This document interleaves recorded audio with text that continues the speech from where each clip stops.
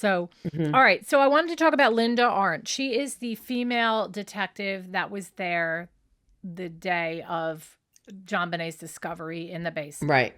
Okay. She's the one. Well, she's the one that sent him looking around the house, right? Right. Okay. So at one point, as you guys, when she made the call to 911 and called all these friends, there were a couple police officers and detectives that showed up in the beginning. Okay. But at one point, somewhere mid-morning, afternoon, she was the only person in the home that was law enforcement at all. Like, they all left. I mean, and she's just as guilty, as far as I'm concerned, for not securing the scene, and just letting everybody willy-nilly walk around. Okay. Right. So was she alone in the beginning or alone at the end? No. We don't know. More towards the middle and the end. Right. Like, there was that Lieutenant French. There was like some other guy. I don't remember his name. Okay. And then they all kind of like left. And I don't know why they left, but at one point I know she is the only one with authority that's in the house. And she's kind of watching over Patsy, John, Fleet, Patricia, and some other friends. The Steins, I think it's called, their names are. That's all right. Yeah, that's a little weird. Okay. She's sitting there and she's observing the Ramseys with a lot of suspicion right from the start. I do know that she was well versed before she got there. Like, the Boulder police called her and told her the stats of like the chances of it being a family member that's involved is super high. So they like pumped her up with this idea to be suspicious anyway of John and Patsy. But just to say, I think most cases they do look at the parents first. I mean, yeah, we know that now. I hear about that all the time. And when you watch a crime, it's just common sense. But in the 90s, I mean, just to have somebody say, hey, look, just here are the stats on, I don't know if somebody would normally do that right before they walk into an investigation. You need to be impartial and you need to be fair. And I just think that's a little weird that they would like, hey, don't forget that, these are the stats on this. And it's highly likely that it's mom and dad, I don't know. I just. Right. So. Okay. At one point, as you know, she asked John to go ahead and search the house again, top to bottom. She thought it was very strange that John had essentially beelined right to where her remains were. The father has since asserted he only went to the basement because he thought the most logical thing would be to work his way up. And but that makes sense because you're in your bedroom. He got up from Patsy yelling at him. Mm-hmm. He was in his bedroom. I mean, I know my bedroom. There's not like alcoves or. Yeah, I don't know what I would do. I don't know if I'd go in the basement first. I don't know. I would probably look on that floor first. Is probably what I would do. So I wouldn't go up and I wouldn't go down. Yeah, I would probably just look on the floor I'm on right now.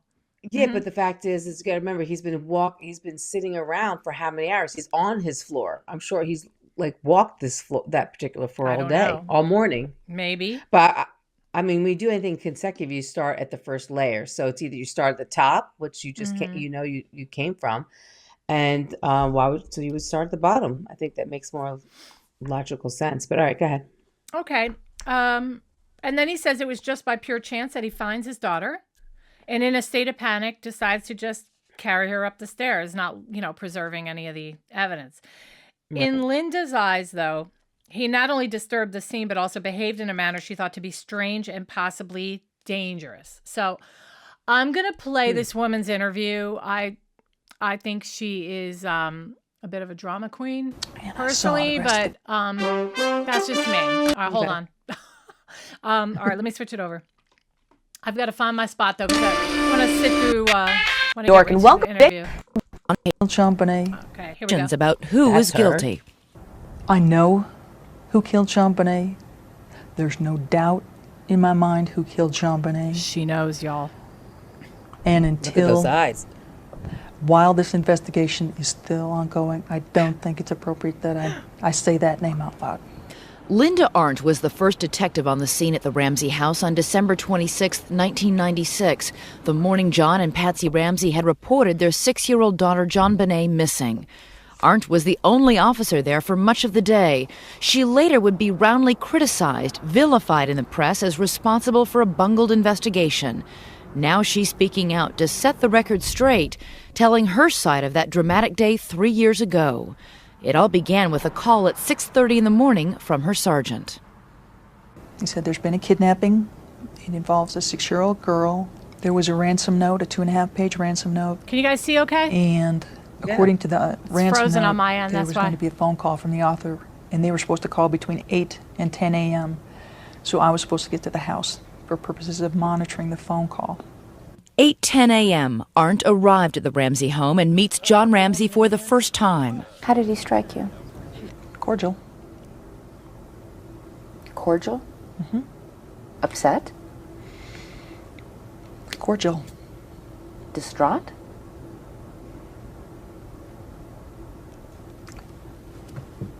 Cordial. Did it strike you at all that that was behavior that was unusual for somebody whose child was just kidnapped? It's been my experience that people respond to trauma in different ways. So if someone has a response that is different from mine, I don't put judgment to it. I'll just note it. And that is what she says she did all morning, make mental notes of all things curious, including, she says, the fact that Mr. and Mrs. Ramsey remained apart in separate rooms for most of the day. That at one point, she says John Ramsey took time out in the middle of the crisis to read his mail. I remember seeing John in the kitchen, looking through his mail, and I made a note I still don't see how that he was relevant. looking at his mail, and then I wondered, where did your mail come from? Isn't it possible maybe he was opening the mail looking for a clue from the kidnapper? I don't know, and I don't speculate. It's a piece of information that I see. It's something that I note. You thought it was unusual, however. I can say that it stuck out. 10 a.m., the deadline imposed by the writer of the ransom note for a telephone call. 10 o'clock comes and goes, and there's no acknowledgement within the house from anyone that the deadline imposed by the author of the ransom note has come and gone. Nobody said it's 10 o'clock and the kidnappers haven't called? Nobody said that. Was that something else you took note of? Absolutely. By 10:30 in the morning, Arndt was the only police officer in the house with John and Patsy Ramsey, their pastor, and 4 family friends. As they waited for news, the tension was mounting. Arndt called her station house for backup repeatedly, but none had arrived. How many times did you call the police department asking where your backup was and what was going on? Well, I remember at least 2 calls. Both times I was told everybody's in a meeting. They got your message, and that was it. Were you feeling pressure being in charge of a group this large and with anxiety that high? I felt tremendous pressure.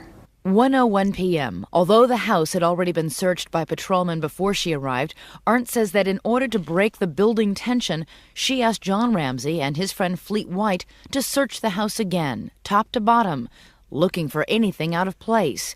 She says she gave them specific instructions not to touch anything. She says John Ramsey headed straight to the basement. She heard Fleet White scream for an ambulance, and then a chilling discovery. For Arndt, the pieces of the puzzle fell into place. And I see John Ramsey carrying JonBenet up the last 3 steps from the basement.